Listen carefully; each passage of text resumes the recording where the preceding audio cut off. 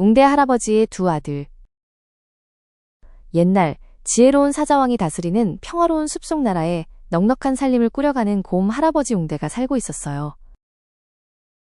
곰 할아버지 웅대에게는 두 아들이 있었는데 첫째는 호랑이 호걸, 둘째는 다람쥐 다람이었죠. 어느덧 나이가 들어 기력이 쇠한 곰 할아버지 웅대는 두 아들을 불러 모았습니다. 사랑하는 아들들아, 내가 너희에게 똑같은 씨앗 꾸러미를 하나씩 줄 것이다.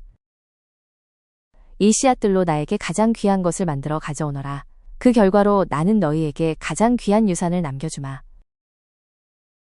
첫째 아들인 호랑이 호걸은 사냥꾼이었어요. 가장 귀한 것이라면 당연히 으스스한 보석이나 번쩍이는 금이겠지 하고 생각했죠. 호걸은 아버지가 주신 씨앗을 헐값에 팔아치우고는 동굴 깊숙이 숨겨둔 반짝이는 보석들을 한가득 가져와 아버지 앞에 쏟아놓았습니다. 아버지 보세요. 이 반짝이는 보석보다 더 귀한 것이 어디 있겠어요. 하지만 곰 할아버지 웅대는 조용히 고개를 저었죠.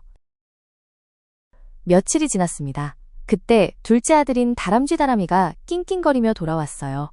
그의 손에는 반짝이는 보석 대신 갓 구운 고소한 빵 한 덩이와 예쁜 색깔의 열매 바구니가 들려 있었죠.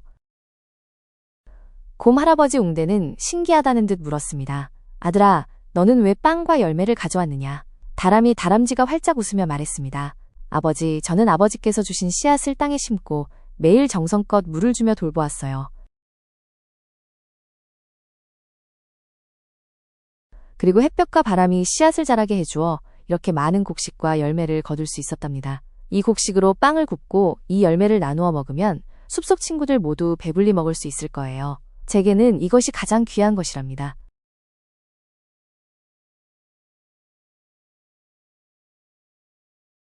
곰 할아버지 웅대는 흐뭇한 표정으로 고개를 끄덕였습니다. 그렇구나. 내 아들 다람쥐 다람이야. 너는 땀 흘려 일하는 것의 진정한 가치를 깨달았구나. 보석은 사라지지만 정성스러운 노동의 결실은 온 세상을 풍요롭게 하는 힘을 가졌단다.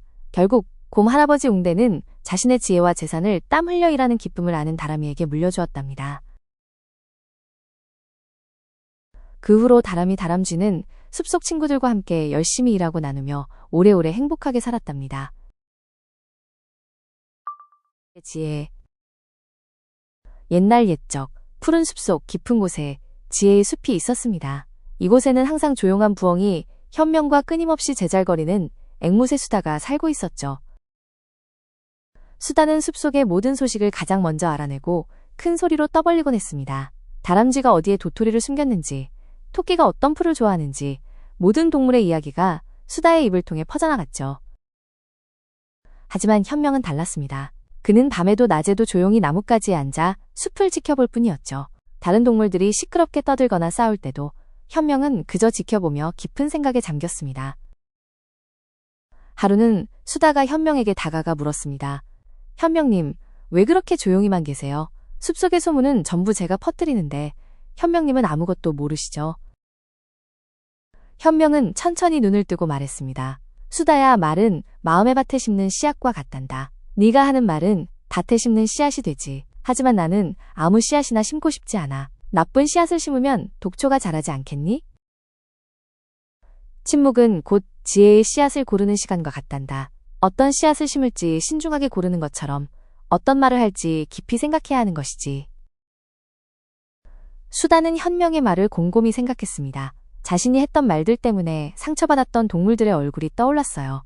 특히 지난번 다람쥐가 숨겨둔 도토리 위치를 떠벌려 다른 동물들이 찾아가게 만들었던 일이 생각났죠. 수다는 현명처럼 항상 조용히 있기보다는 이제부터는 상대방을 존중하고 배려하는 말을 하기 위해 노력하기로 했습니다.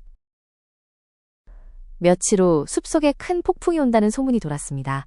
수다는 현명에게 달려가 조용히 물었어요. 현명님, 폭풍에 대비해 어디로 피해야 할까요? 현명은 가장 안전한 동굴을 알려주었고 수다는 그 말을 신중하게 다른 동물들에게 전달했습니다. 수다가 꼭 필요한 말만 신중하게 하기 시작하자 숲속의 동물들은 수다를 더 믿고 따르게 되었습니다. 수다는 침묵이 지혜를 얻는 시간이며 신중한 말이 모두를 행복하게 한다는 것을 깨달았답니다. 올빼미 부부와 마법의 씨앗. 깊은 숲속 현명함으로 이름난 올빼미 부부가 살았습니다. 하지만 그들의 시작은 달랐죠. 남편 올빼미 아키는 숲에서 가장 가난한 나무꾼이었습니다. 반면 그의 부인 라헬은 숲에서 가장 부유한 족제비 가문의 딸이었답니다. 라헬은 아키의 깨끗한 마음과 성실함에 반했어요. 라헬은 아키에게 말했습니다. 만약 당신이 숲의 모든 지혜를 배우는 학자가 되겠다고 약속한다면 저는 당신과 결혼할 거예요.